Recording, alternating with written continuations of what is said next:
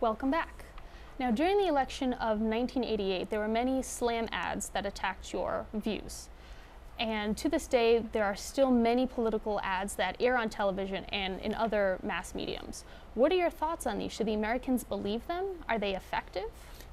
Well, attack campaigning has been part of the politics of the United States from the beginning of the Republic.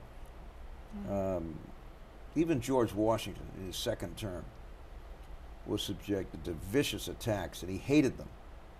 He hated all of that kind of stuff. And by the time Jefferson became president, it was part and parcel for American politics. In fact, the newspapers at the time didn't even make a pretense of being objective. I mean, they were partisan, and they said so, and they were. What's the difference now? Well, it's because the messages are electronic. Started with TV, now it's the social media and this kind of stuff.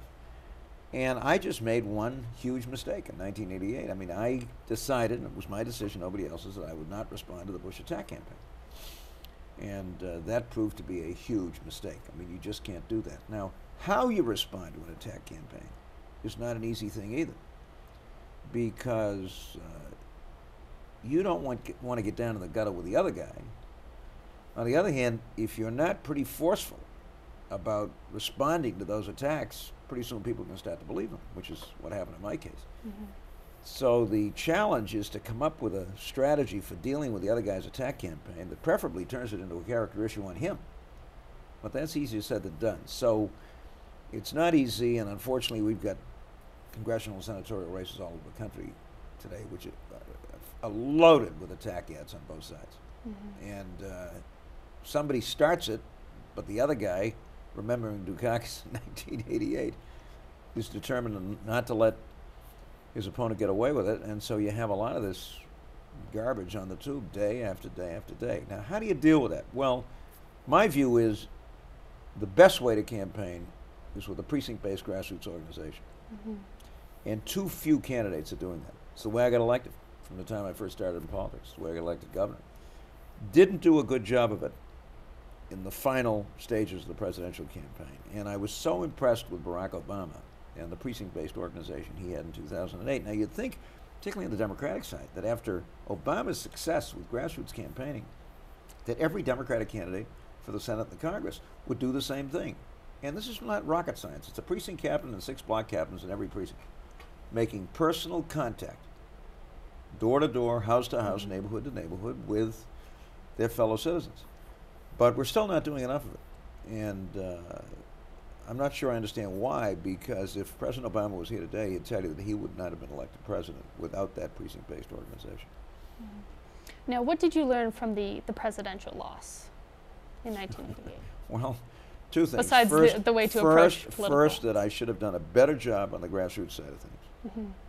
I spent too much time listening to people who I thought knew more about getting elected to the presidency than I did, who said it's all money and media, you know, that kind of thing may be okay for a city council race, but not for president.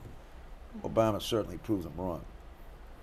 And secondly, I did not have a carefully thought out strategy for dealing with the Bush attack campaign. Those were the two great lessons from that campaign.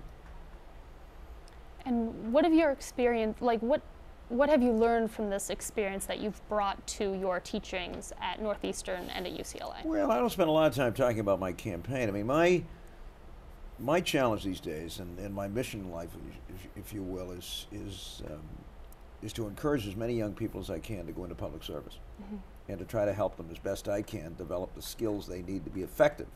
Now, some of them I hope will run for elective office. Some of them may not run for elective office, but are the kind of people that somebody who is elected to public office wants to recruit to help run an administration, staff an office, and do the kinds of things that we need done.